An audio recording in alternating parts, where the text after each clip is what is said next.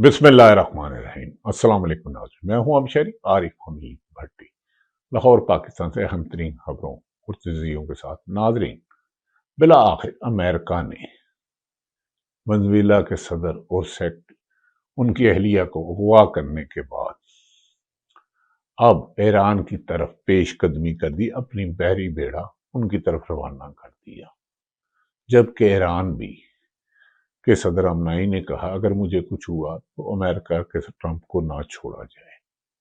क्या अमेरिका तीसरी जंग की तरफ जा रहा है? दूसरी तरफ जो नवाज स्विट्जरलैंड में मुआहदा हुआ, गजा अमन मिशन रिपोर्ट, उस पर दुनिया सवाल उठाने लगी। पाकिस्तान में भी सवाल उठने लगे। हुकूमत का कहना है कि हमने मुल्की मफाद में किया, लेकिन ये कैसा मफाद है कि फलस्तीन में निहत्ते मुसलमानों को 70-80 हजार से ज्यादा शहीद करने वाले इसराइल के साथ मिलकर गजा में अमन कायम करेंगे। तुम कत्ल करो कि करामात करो। जबकि इस सिलसिले में पाकिस्तान के कहना है कि हम गजा में हमास को डी आर्म करने के लिए फौज नहीं भेजेंगे। दूसरी तरफ डोनाल्ड ट्रंप ने कहा है गजा में अगर हमास और हिजबुल्लाह ने हथियार ना फेंके तो मैं उन्हें खत्म कर दूंगा। दूसरी तरफ स्विट्जर ग्रीनलैंड पर हमले की ख्वाहिश रखकर बरतानिया और यूरोपीय यूनियन की तरफ से मुंह तोड़ जवाब के बाद ट्रंप को यू टर्न लेना पड़ा। अब सवाल ये है कि मौलाना फजलुर रहमान असेंबली में तो सीखवा बहुत हुए, गर्जे बरसे, जेयूआई के सरबराह हैं, लेकिन उनका कभी हुकूमत की ऑक्सीजन के बगैर रहना खासा मुश्किल और दुश्वार नजर आता है। बज़ाहिर तो उन्होंने तरीके तौबत आईन पाकिस्तान के सरबराह, जिन्हें इमरान खान ने अपोजिशन लीडर नामजद किया, डयाला जेल से मैं से मुलाकात की और 8 तारीख को ऐलान भी किया। लेकिन क्या वो स्ट्रीट पावर चलाएंगे? क्या तरीके तहफ़्फ़ुज़ आईन पाकिस्तान को मिलकर चलाएंगे? अब ये मौलाना फजलुर रहमान और जमात इस्लामी का इम्तिहान है। सारी उम्र हमने बचपन में सोचा कश्मीर बनेगा पाकिस्तान, कश्मीर बनेगा पाकिस्तान। हमारे पासपोर्ट पे है कि हम दुनिया में भारत तो जा सकते हैं लेकिन इसराइल नहीं जा सकते, लेकिन इसराइल का गंजा मंजा मुआहदा उसके साथ कर लिया। क्या डोनाल्ड ट्रंप की हमायत से नेतन्याहू ने फलस्तीन में जो कत्लो गारत की, क्या वो शख्स अमन कर सकता है? बकौल मोहतरमा मलिहा लोधी जो यूएसए में पाकिस्तान की सफीर रही, उन्होंने कहा 8 करारदादों में जब ये बमबारी कर रहा था अमेरिका ने वीटो किया और इसकी असले से, इसकी हमायत से नेतन्याहू ने, इसराइली वज़ीर-ए-आज़म ने फलस्तीन और गजा पे हमला किया। अब ये सवाल तो वक्त ही बताएगा कि क्या गजा में अमन होगा, क्या फलस्तीन की वो हैसियत रहेगी। दूसरी तरफ नाजरीन, कनाडा, बरतानिया ने, यूरोपीय यूनियन ने इस मुआहदे का हिस्सा बनने से इनकार कर दिया और रशिया और चीन ने तो खुल के कह दिया जब तक यूएनओ की करारदाद होगा, लेकिन पाकिस्तान ने दस्तखत कर दिए और पाकिस्तान का मौकफ ये है कि हम पाकि दुनिया में तनहा नहीं। अब देखना यह है कि फलस्तीन को कायदे आजम की और यूएनओ की करारदाद के मुताबिक इंडिपेंडेंट हैसियत दी जाती है या तुम कत्ल करो कि करामात करो। क्या डोनाल्ड ट्रंप से जो उम्मीद रखते हैं कि वो गजा में अमन करे, कायम करेंगे, और पाकिस्तान अगर उधर जाते हैं तो क्या वो होता है? दूसरी तरफ पाकिस्तान की सियासी सूरत हाल का टेम्परेचर बढ़ता जा रहा है। महमूदा चकजई ने असद कैसर से कहा है कि 8 फरवरी को कम से कम तरीके इंसाफ के जितने भी लोग हैं, कारकुन हैं, जो करोड़ों की तादाद में हैं, वो सिर्फ अपनी दुकानें बंद कर दें, अपनी गाड़ियां घर से ना निकालें, क्योंकि पंजाब में क्रैकडाउन का खतरा है।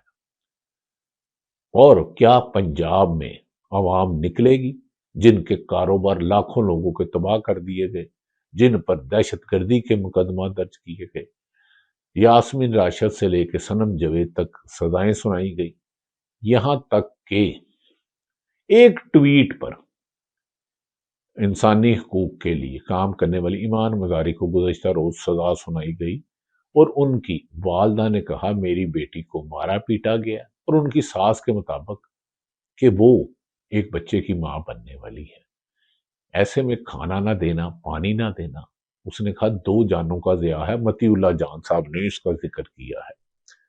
ناظرین، قرآن پاک میں کہاں لکھا ہے کہ ظالم کا ساتھ دو؟ اگر آپ کوئی بھی انسان کسی مظلوم کی مدد نہیں کر سکتا، کیا ظالم کا ساتھ دینے والا ظالموں میں شمار نہیں ہوگا؟ یہ تو صاحب علم کہتے ہیں۔ ناظرین، دوسری طرف پاکستان کے ادارے کہتے ہیں کہ وہ جو معاہدہ ہے وہ حکومت نے کیا، ان کا کوئی واسطہ نہیں۔ کیا نون لیگ اس کا جواب دے پائے گی؟ کیا نواز شریف جو 3 دفعہ وزیر اعظم رہے، اگر اس کا ری ایکشن کل کو Donald Trump American president change کرتے ہیں، کیا ہوگا؟ دوسری طرف ناظرین، گزشتہ روز میں نے بتایا کہ افضل مجوکا صاحب جائے صاحب نے ایمان مزاری کو اور ان کے شوہر ہادی سر کو سزا دے دی، ایک طویل سزائیں دی گئی۔ ایک بچی، اس کی ہادی چٹھا کی والدہ نے کہا ان کی بہو ماں بننے والی ہے۔ یاسمین راشد 74 سالہ جیل میں، عمران خان کی اہلیہ بشرا بی بی جیل میں۔ کیا خواتین ریڈ لائن وہی ہے جو ایلیٹ کلاس ہے؟ ایک ٹویٹ پر آپ نے اتنی سختی کی؟ یقیناً ہمیں اداروں کا احترام کرنا چاہیے، عدلیہ کا احترام کرنا چاہیے، ہمارے ادارے ہیں، لیکن نواز شریف صاحب آپ تو 3 دفعہ وزیر اعظم رہے ہیں، آپ تو اپنے آپ کو جمہوری آدمی کہتے ہیں۔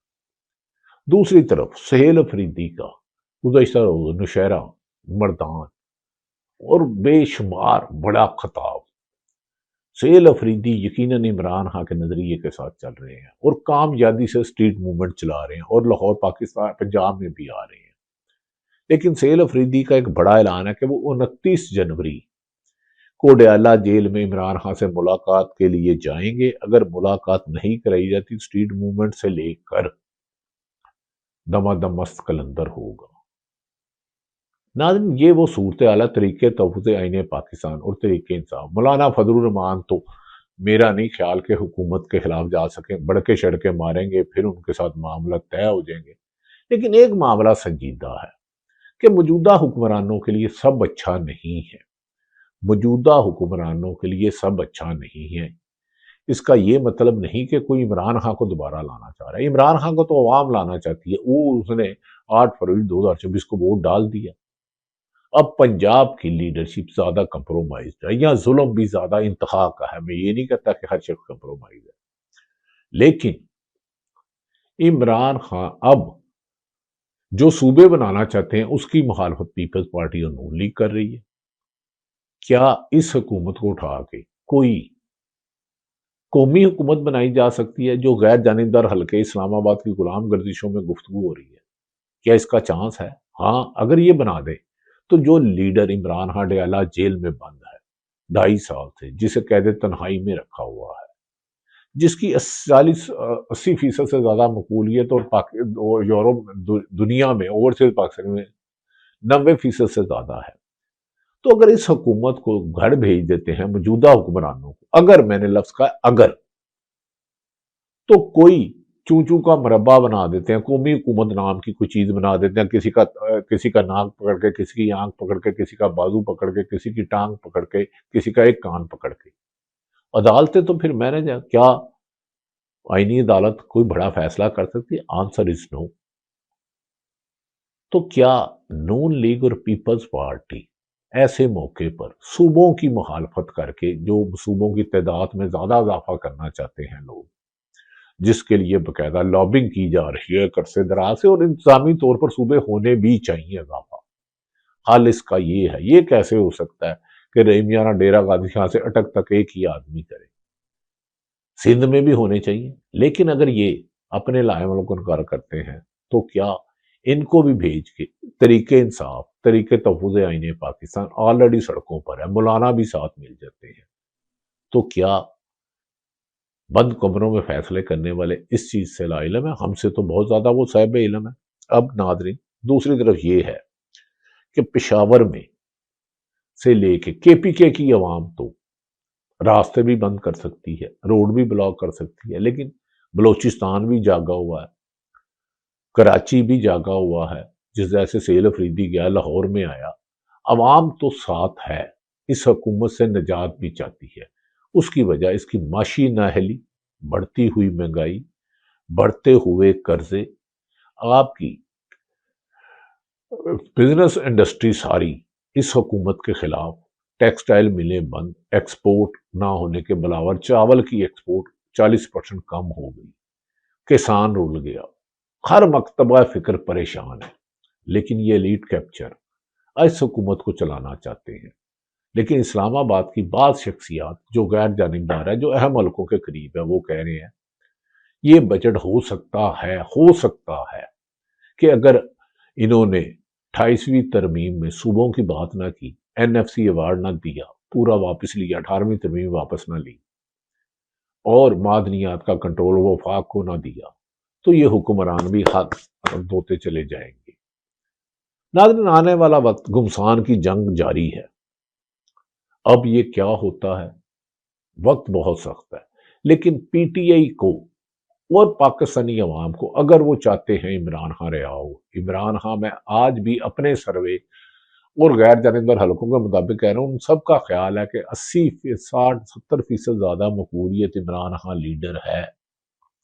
لیکن جس ملک میں عدالتوں کا حکم مان کے پنجاب اور خیبر پختونخوا کے الیکشن نہ کرائے جائیں، وفاق کے الیکشن 90 دن کی بجائے 1 سال بعد کرائے جائیں، جہاں عدالتیں کنٹرول ہوں، جہاں میڈیا کنٹرول ہو، جہاں انسانی حقوق کی پامالی عام ہو، جہاں بہن بیٹی، اور میں نے ایمان مزاری اور اس کے خاوند کی مثال بتا دی ہے، اتنی جلدی اتنی سزا تو شاید ہی تاریخ میں کسی دہشت گردی کو، گلبھوشن کو اتنی سزا نہیں ہوگی، اس کو بھی اوور رائٹ ہے۔ لیکن کیا ناظرین، آنے والے دنوں میں پاکستان کے حالات اگر 28 فروری کو چاروں صوبوں سے عوام نکلے گی تو کچھ بہتر ہوگا، ورنہ بعض طاقتور حلقے کہہ رہے ہیں کہ عمران خان کو آفر یہ ہے کہ وہ PTI کی قیادت سے الگ ہو جائیں، پیپلز پارٹی کے بڑے کچھ لوگوں کو ڈال کے ایک قومی حکومت بنا دیتے ہیں، کیونکہ موجودہ حکومت ڈیلیور کرنے میں ناکام